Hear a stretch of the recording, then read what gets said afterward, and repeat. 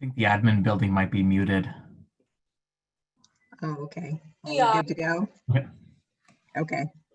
The special meeting of the Richmond Sanitary District Board of Commissioners and Richmond Stormwater Management Board is called to order. Our only item of action today, actually no action, is a budget workshop. Do we have any members of the public present at the administration building? No. Okay, then I guess we will kick it off with Pat. Do you want to make any comments first, or do we go directly over to Emily? Yeah, I don't have any like direct thing to say now. I mean, I will when we get into the numbers, but I'll turn it over to you. Well, I don't really have a lot to say today. We just want to review the utilities, landfill funds, and then I'm actually going to be sending out the full budget books for all the funds, hopefully by the end of business today. There's going to be Okay. a password. We'll send that out to you guys as well.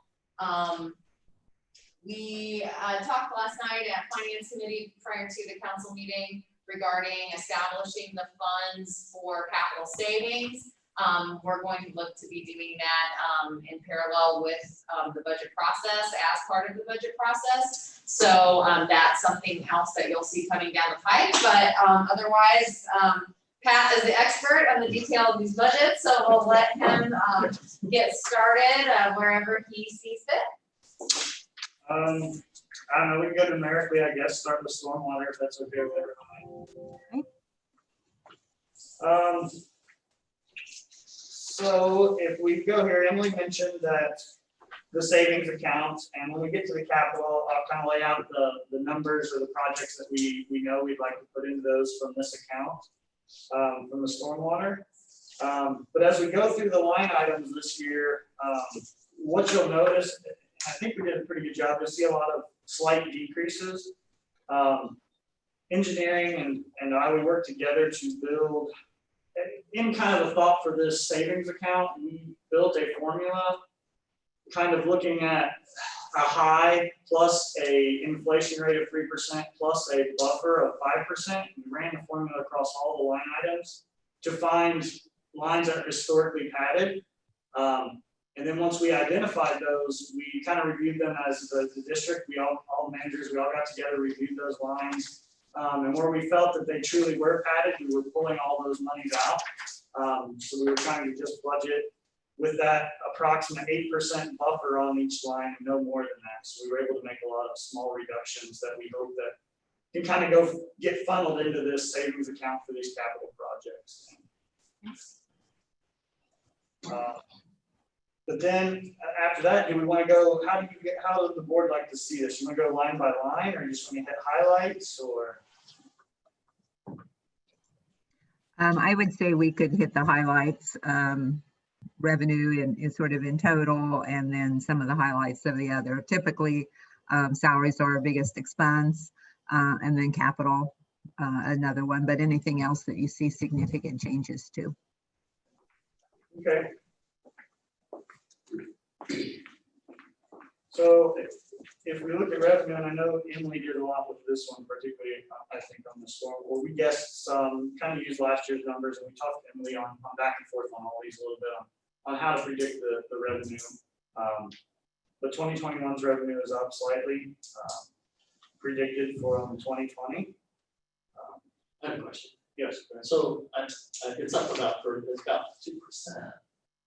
So, you know, our revenues come from hard surface areas, the fee. Mm-hmm.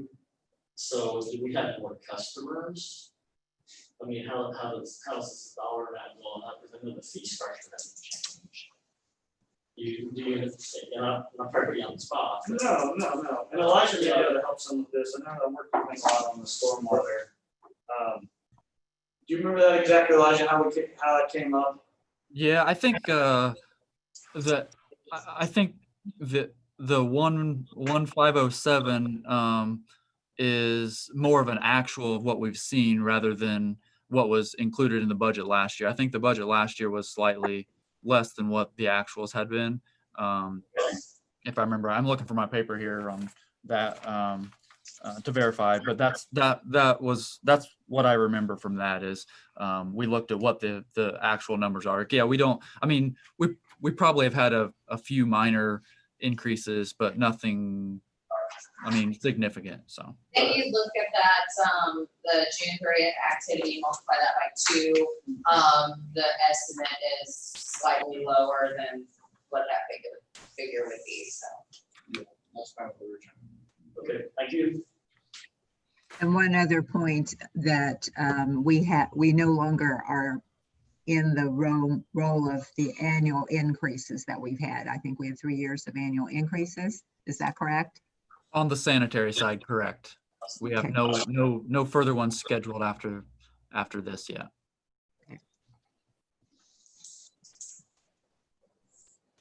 Although that's something we are just reviewing and looking at. We're trying to look at future projects and everything and look and see where our revenues are.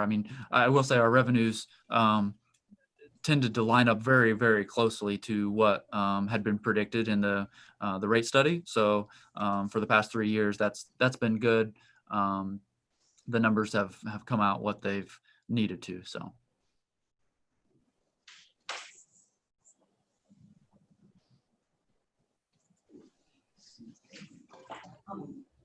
Yeah, the increase in professional services, and we may have talked about this in another meeting, but we just wanted to kind of touch on that increase since it's larger. Yeah, so when we brought up down at professional services there was an increase. Yeah, I can touch on that. That's basically just project related. A lot of those professional services are just, it depends on what project we have and what stage of design or evaluation we're in. So, You guys sometimes. go into a little bit more detail about the projects that are planned in your capital outlays. We can, and as part of that, in that professional services, the big one is the Short Creek interceptor, which we know is coming up. That was really primarily where what drove this up, the Short Creek interceptor. What percent is stormwater pay, the professional services, 50%, 30%? On this case, yeah, on that Short Creek is the 50%. I think it kind of depends on the project, but that was the 50%. But then if we brought up kind of the capital outlays on that, so if we did move down to that really quickly, we can come back and hit some of the other things. But if you go down to capital outlays, we have the 4331 land improvements drainage, which primarily out of this one, what we're talking about an increase is the west side interceptor. There's about $625,000 of that, so a little over half of that is for that west side interceptor. And then we have, let's see what else we have. Yeah, and that's one. It's basically money that is still intended to go there if we ultimately do the SRF loan and follow through with that as we've applied in hopes of getting some stimulus funding.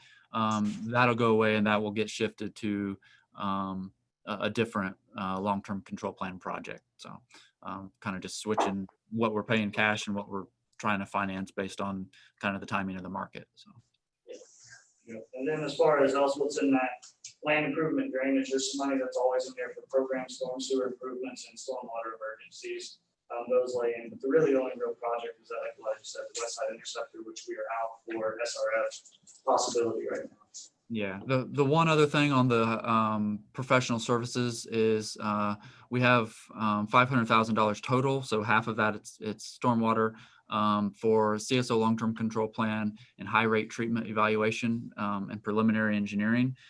So as we start looking, we're 5 years out from getting into serious high rate treatment construction or final design. And so we want to start some preliminary steps now. One, so we can kind of update, technology has changed some, pricing has changed some. We want to get very comfortable with what the high rate treatment facility is going to look like and know those costs. That way we can, kind of make a final evaluation on if rates at all need to be adjusted, let's not do it all at once. Let's try to ease into that and make that more manageable.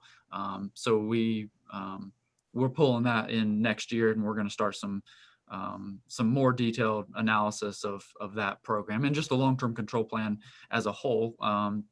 We need to do evaluation every 5 years, but this will give us a good opportunity to review what we've done, review still what are the projects we have left and the need, I guess, for all of those, and whether we need to make any modifications with IDEM, so we can plan financially for that. And I know here in the next couple of meetings, I'll work on giving a long-term control plan update, as you guys have requested in the past. But that's one of the projects that we have for next year.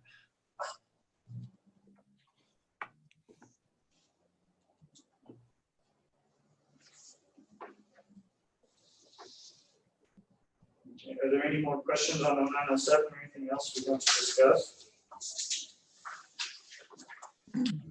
Can you give, or Emily give a quick explanation of the estimated beginning, ending cash flow equivalent? I looked at the prior year budget, and what we are projecting that we will end up with at the end of 2020 generally is pretty different than what we had budgeted for last year. So how you came up with what you think we have held over? Absolutely. The main thing that would be changed from last year is the ending or the beginning cash equivalents for 2020, the ending cash balance of 2019. Last year, that was an estimate. Now we have the actual number. So the estimated beginning cash equivalents for 2020 is the actual versus what we were estimating last year. Okay, so at this point, you have not made any adjustment for activity in 2020 other than what's budgeted to come up with the ending cash. Correct. And that just pulls directly from what was budgeted as far as revenues and expenses.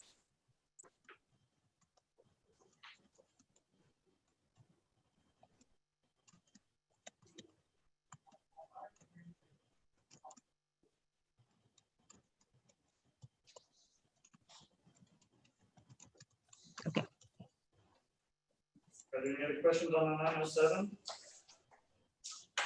Stormwater account? If not, we can move to the 2041, the sewer utility.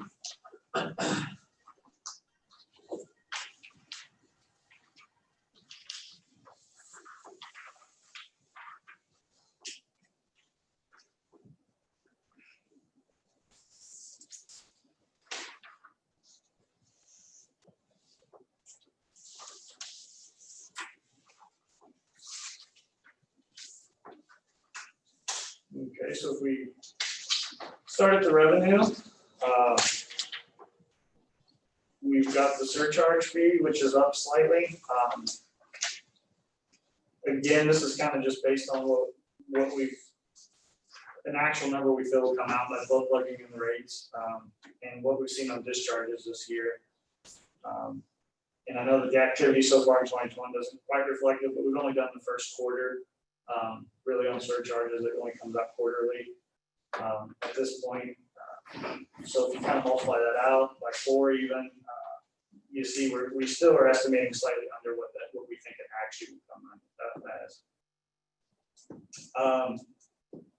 The user fee on the sewer, again, I mean, there's some variables in there, but we just kind of use the current rate that was in there and kind of what we have out to calculate that number.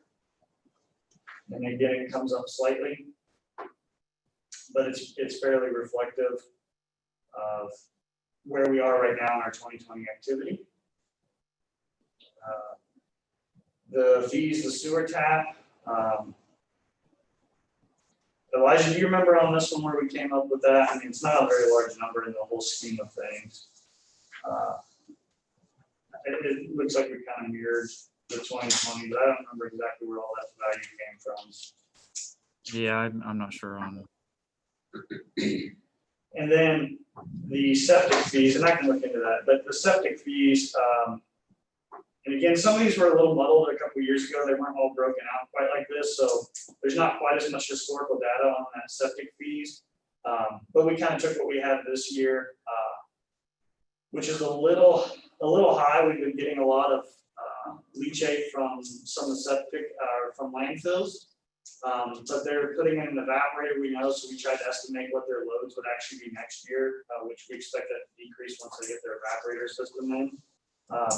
So we tried to estimate that on a handful of years past average loads of septic that we receive against the existing rate. Any questions about the revenue?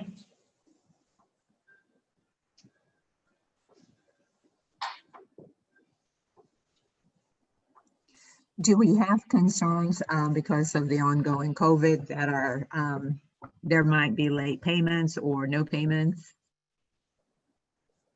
Yes, I mean, there is some. I mean, we had to, I think in the end, it looks like we will get the payments. It's just, are they late yet? We had, we moved from a 3-month payment plan to 6-month, and then there's some delays in that. And just when we, our normal process is definitely disrupted as far as when we do disconnects and all that, all got delayed.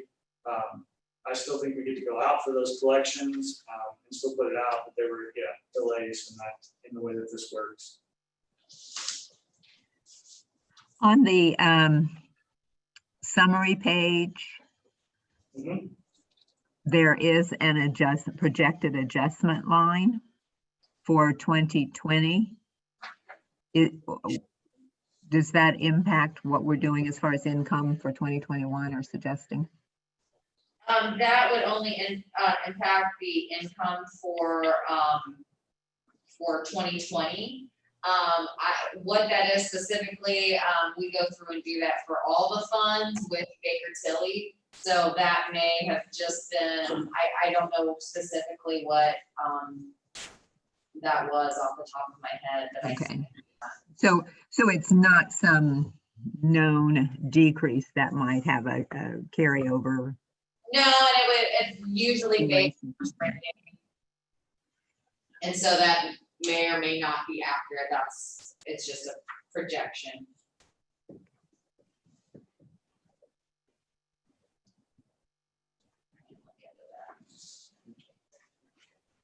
Okay.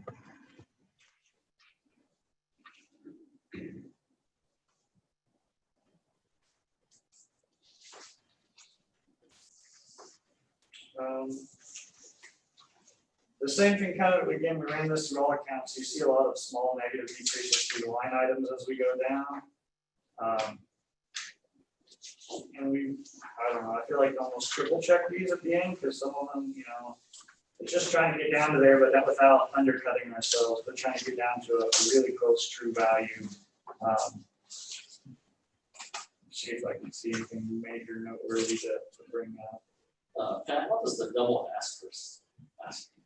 That means there's notes in the system regarding that, detail, whatever you guys put in there as Yeah, and I notes. have some of those if there's any, and that's kind of where I'm able to reference some of these up brought the notes that we have per account. And a lot of it's just to break out because there's a lot of these that have multiple departments within sanitation using them. That's where we didn't know exactly. And that really helped us get down to it because a lot of times you didn't know before who all had their hands in there. And I think that's where this padding or over budgeting existed. So we were able to Really makes it more accurate. yeah, we all kind of supplied and put in on one spreadsheet this year beforehand and really, so we kind of identified these places ahead of time and everybody put in their individual values and we went back and discussed, is there any overlap or redundancy in how somebody was thinking, who had this, and we were able to trim all of these down. And the nice thing about those notes being in there now is that they will carry over and be able to be referenced, so you can use them as a tool going forward in future budget years. Yeah, so like next year when we come in, you'll see how the breakdown was done this year. So it makes things, we're hoping to simplify this a lot so you can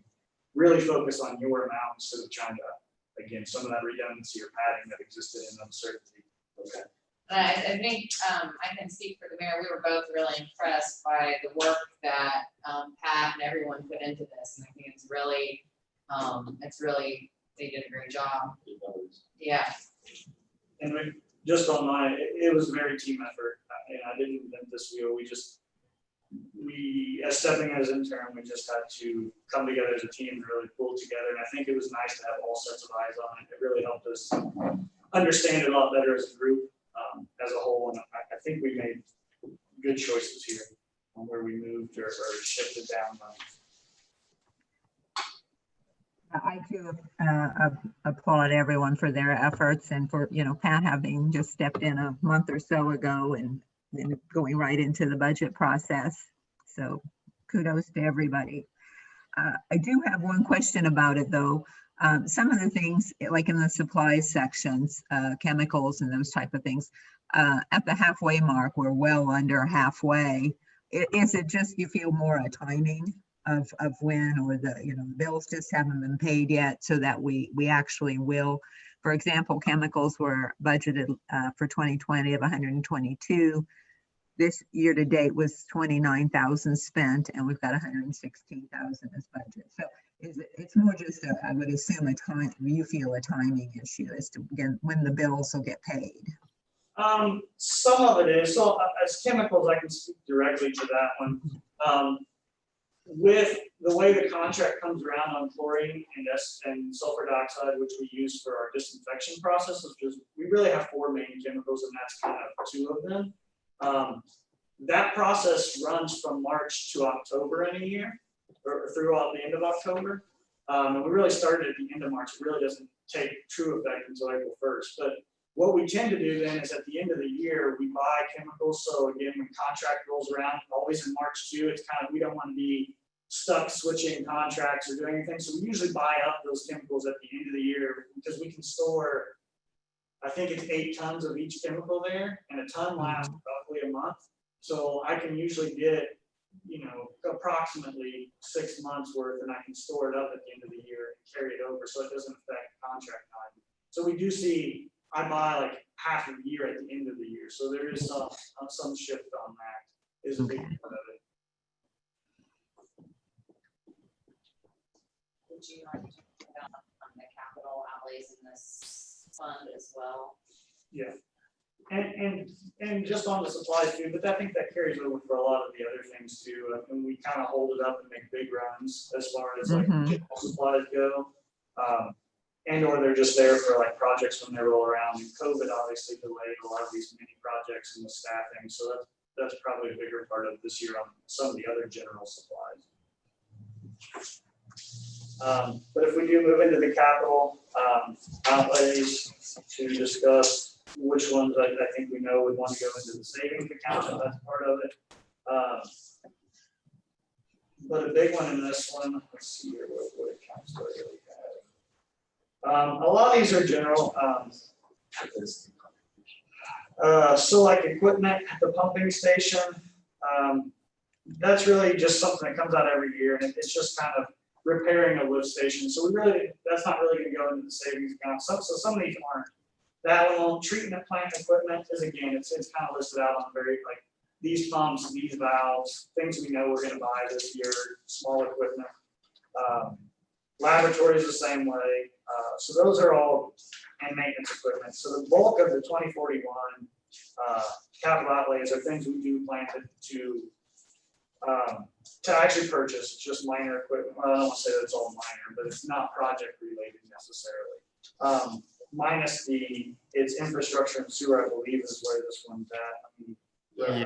I think the one on this where we would move it to savings is a little over $2 million, $2,062,500 for West Side Interceptor savings. So that would get moved over to the savings account instead. Is this one 50-50 contribution between this and stormwater?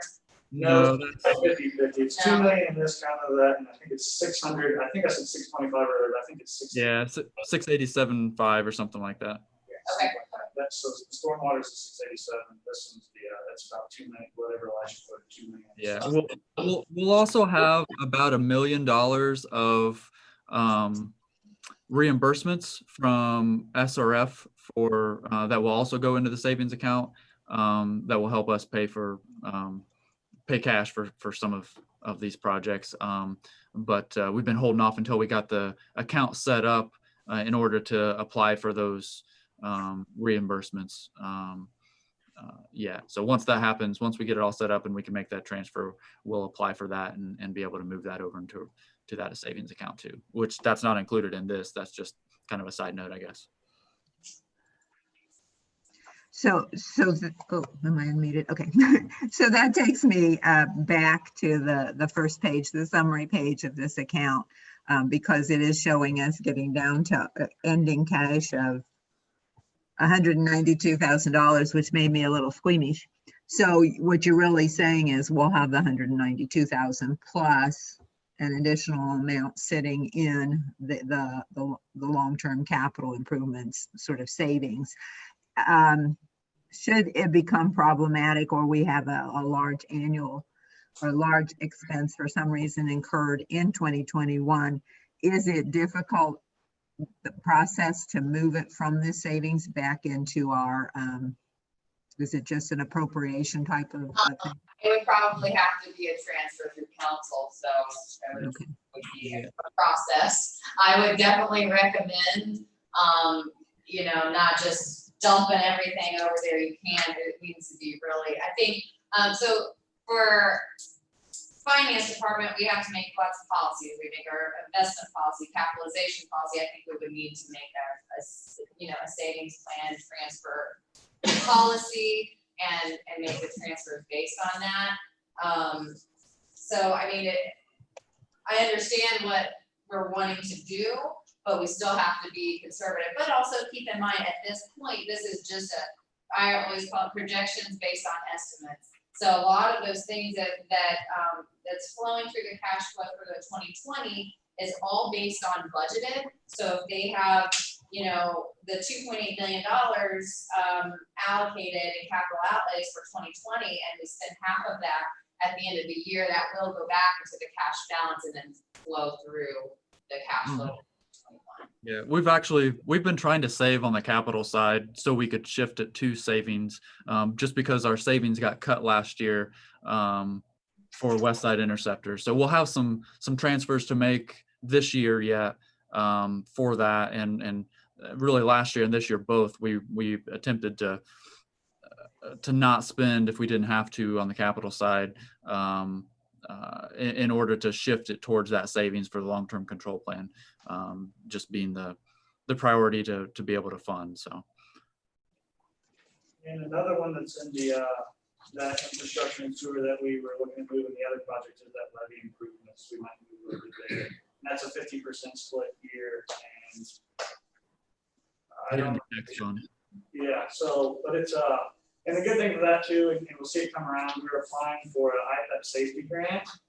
The process is, and we have included this levy, so we're hoping that maybe we can, that's an 80-20 split, so we're hoping that'll qualify and get 80% of that levy project paid for that. Good question. Can we get a breakdown of the projects and the percentages? At some point in time. Yes, we can, and I can probably send you the 5-year capital. The 5-year capital plan has them all laid out and the breakdown of funds for the whole 5 years. Yeah, I think we should do that. Okay. Yeah, I knew we set them up. I didn't have those here. I mean, I have a generic. I don't have the full back spreadsheet to list it all, but I can send that up after this meeting. So.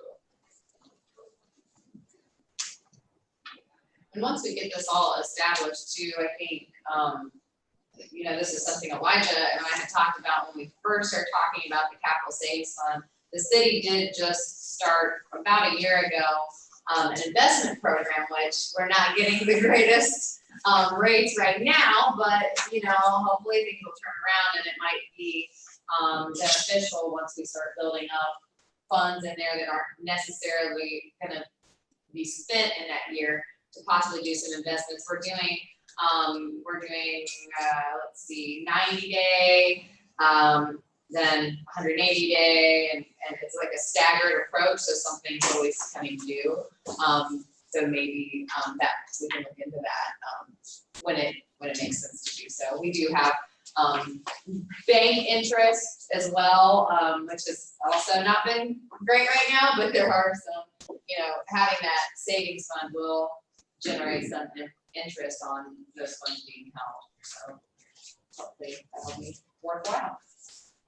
Are there other departments that are also building their own long-term project savings? No. No, Discuss. no, they don't have the projects that you have, and, Okay, most of the capital is, very small. equipment. Yeah, and okay. Yeah, I think the only ones I could think of might be the streets or, police or fire that have other vehicles and such. Right. We'd like to get there, but unfortunately not right now. Are there any other questions on 2041? Utility accounts? Good. Great, we can move to the landfill 2043 account.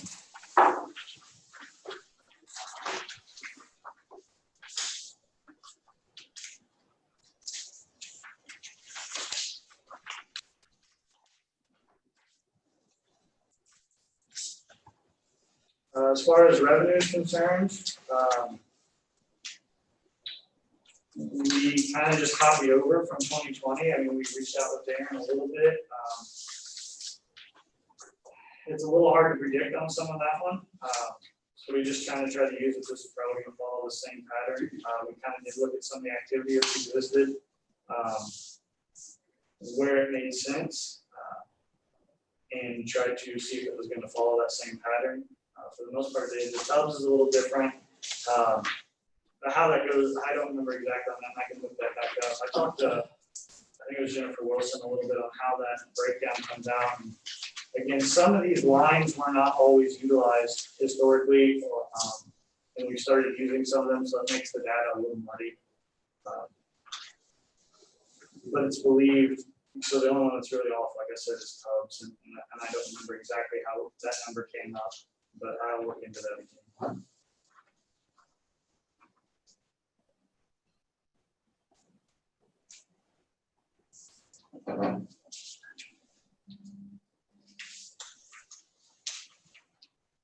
Yeah, I think on this one, there was you're using a different line, transfer of funds versus miscellaneous income was just a. Yeah, essentially, yeah, that's what we did. We were kind of moving it up. But I don't remember exactly what all was qualified under that miscellaneous income to give it out. But it seemed like what we were saying, where things were landing at, that it will come out close to that 100,000.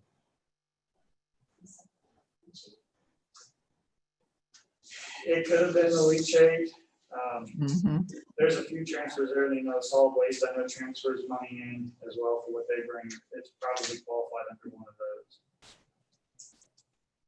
Yeah, it does look like, I mean, we're at 526, almost 527. It looks like in 2019, we collected 571. So a little higher than what we have now. So.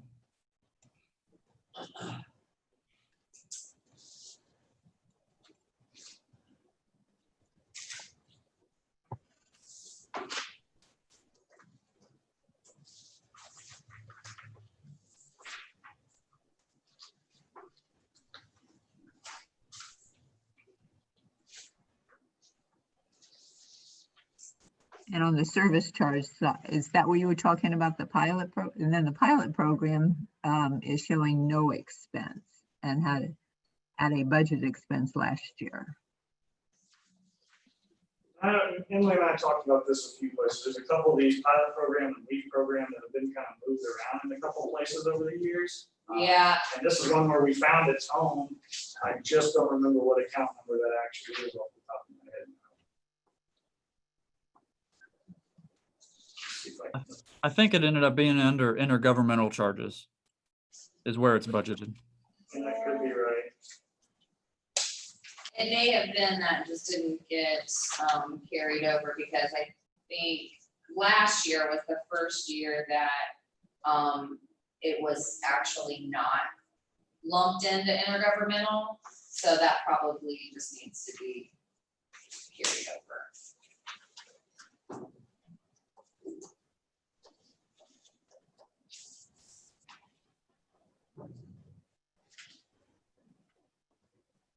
So do you think that I mean, I don't currently see any other account Yeah, I as large. So you think we need to put it back in somewhere? yeah, I think it just needs to be carried over to the pilot program. So put it back into the pilot. Yeah, I'll go ahead and put it in. Okay. I think we need to check that because I think when we went through it, I thought the intergovernmental was, if we look back through the years, Yes, it has been, and last year when I was doing the budget, I felt like that wasn't a true, like, I felt like that needed to stand out on its own instead of being. I agree, but I think if that's the case, I think we may need to look at the intergovernmental. It may need to go down appropriately to offset that. Like one or the other. Well, I think there also needs to be a distinction made between a pilot payment in lieu of taxes and intergovernmental, because intergovernmental involves like my services, like I don't, taxpayers don't come and ask me for accounting services. I do accounting services for the landfill. We don't do payroll services for the community. We do payroll services for the landfill. Intergovernmental charges are for services rendered from the administration, not the same as a payment in lieu of taxes. Correct. What I'm saying is, I think the 397,000 includes both the pilot and the intergovernmental charges, because the landfill is on the smaller side of the intergovernmental charges when you look at all of our funds. I don't see 397,000. Oh, I'm sorry. That was that. I'm looking at a different sheet. That was what it was last year. That's why I was. Hang on here. No, last year it was 98 for intergovernmental and 290 for pilot. Yeah, but when you look at the account side, like on a this is an account balance report for a period ending 12/31/19, we had actually transferred 397,451 out of intergovernmental. So what are, hold on here, let me get to this.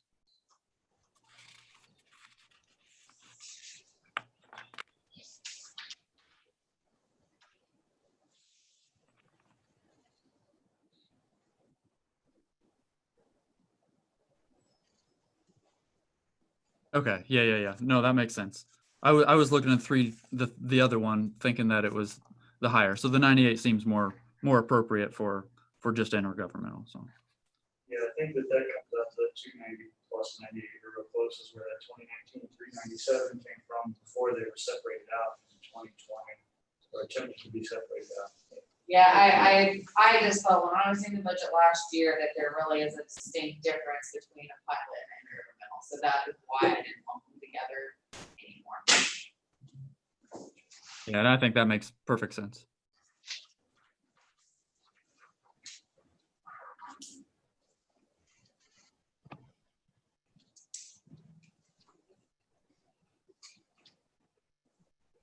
On the capital side on this count, the big dollar is the cell construction. So we're looking at, I mean, right now we're in doing some design work.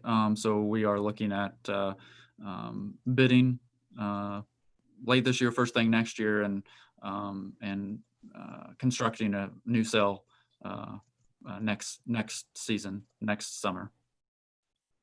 And that's a 50% split across the 6401. So that 1.637 million that you see in other instructions is the landfill cell, and line item 4310 or capital 4310. Would landfill be part of the savings, or would that be one? Because it seems to me like it's kind of separate from the other funds, but would that be one that we wanted to look at that as well, or? Yeah, I think we ought to, I mean, my opinion is I think we ought to have a savings for each one, just because, for each fund, just because we have like projects like this. It's not something that happens every year, and no single year, revenue could pay for a single project like this. So I think it makes sense to, I think we already have ordinances set up for the storm and sanitary, per OW Crone, but for landfill and the tax fund, I think that's the separate, where we need to do something to probably set those up. But yeah, I think the landfill makes sense too. Okay, And I just want to make sure I understand, Elijah. Typically, because you said you're going to get design services. So the design services, are those included in professional services as a regular expense, but then down in capital would be the actual construction, or do you have both the design and the construction in capital? No, I've tried typically to put the design in the professional services Okay. account. It kind of makes it messy. It's been done both ways over the years. Really, there's some merit to putting it with capital because it's an expense related to a capital project, and it makes it a little bit harder, I guess, from year to year. To look at professional services, and I treat it a lot just like a capital account because it changes so much from year to year. You have projects that make it either really high or really low, but yeah, I've in the more recent past, we've tried to just put it in professional services. So that would allow you to essentially put into savings, say the cell construction, even if it's only for a year, in case it does not actually get bid out until late 2021 and on into 2022. Would that be correct?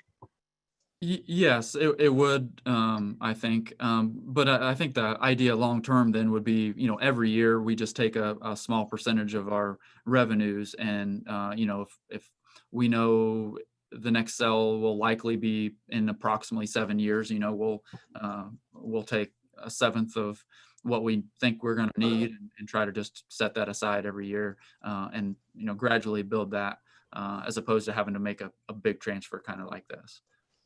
That brings me to another point. Since we're moving towards this savings notion, this particular fund, unlike the previous one where we were going to take it down to just a small amount, this particular fund has a already conceivably larger balance. Can we take some of the balance that we currently have and put it in towards savings? once we establish the funds, we would probably have to do an ordinance for a transfer, but yes. Okay. And I guess sort of put this in the back of your mind for the presentation for next year when we're showing, when we get to this budget part. I don't know how that savings is going to show up. Like when we currently show the cash carried forward, will it be cash and savings carried forward annually, or just this cash account? I'm envisioning, and we can kind of look out the detail, I would envision its own completely separate fund with its own set of. Oh, okay. So we would have essentially a separate one, which would be savings, but it would still be broken down by how much we have in each fund. Yes. For savings. Okay.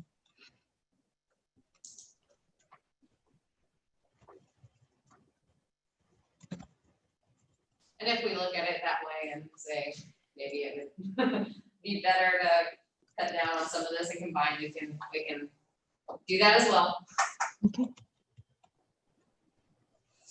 I have to ask Emily, what is that word for under 4310? Yeah, There's other structures. yeah, I don't. What is that supposed to be? Yeah, we can change that to.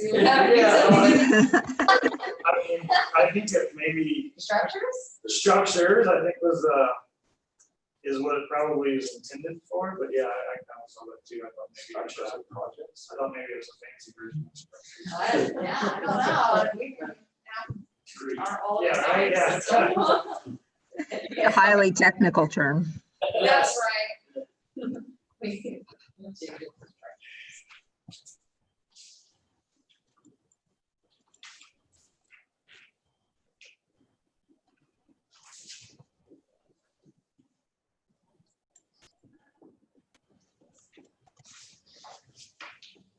Are there any other questions on 2043? I just got for Elijah, for the construction of the cell, Elijah, I know you talked about the possibility of having to bring in more clay material or do something. Has that been accounted for the cell that you're about to undertake? And is this cell gonna cost us more, you think? We're looking at that. I mean, we've estimated, I think, such that with that in mind.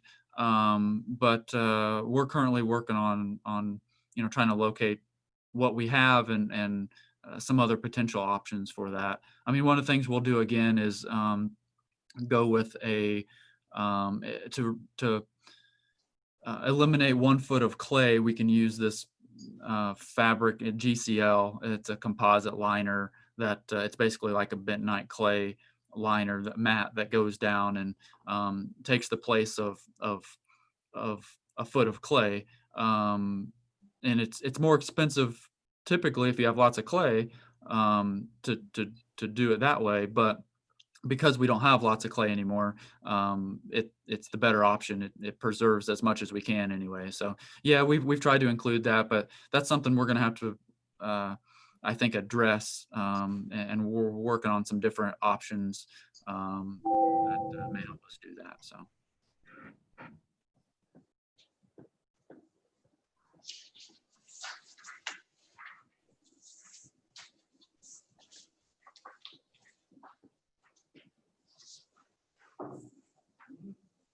Anything else? Are we gonna do the 954? I don't think we need to. The other one was just a bond, and that's all based on the amortization schedules and payment transfer schedules for that bond. That's just a kind of FYI. Is there anything else we'd like to discuss or go over?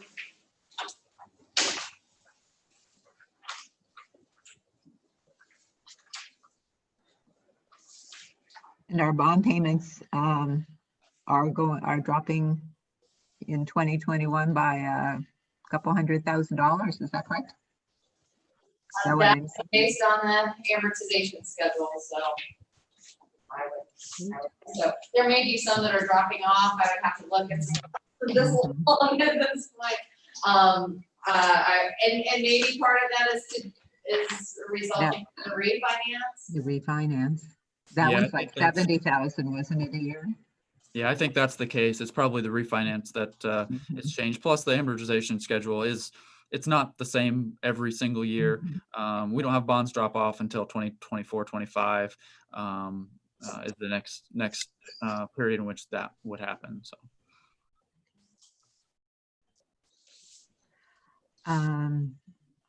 I also want to comment that, I'm sure that we're probably not seeing the entire budget book, but I felt like this organization was very helpful for me this year.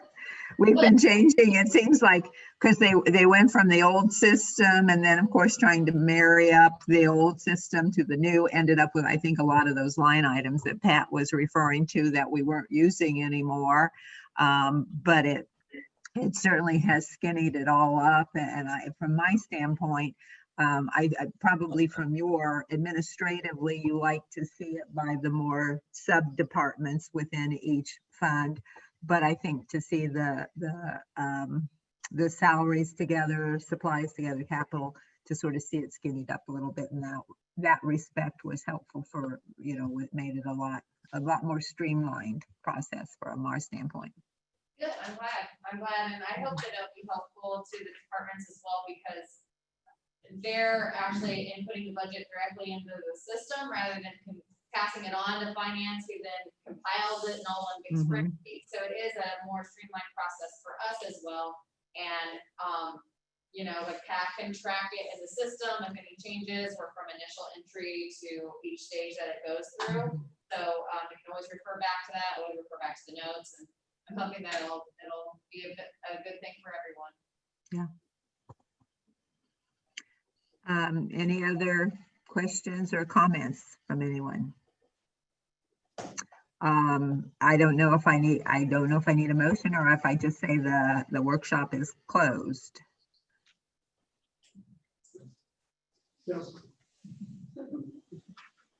Was that, I didn't quite hear. You can just say it's closed, I think. Closed, it's closed. All right. Thank you, everybody, for your hard work, and the budget workshop is closed. And we will meet next week on our regular meeting. You'll get us,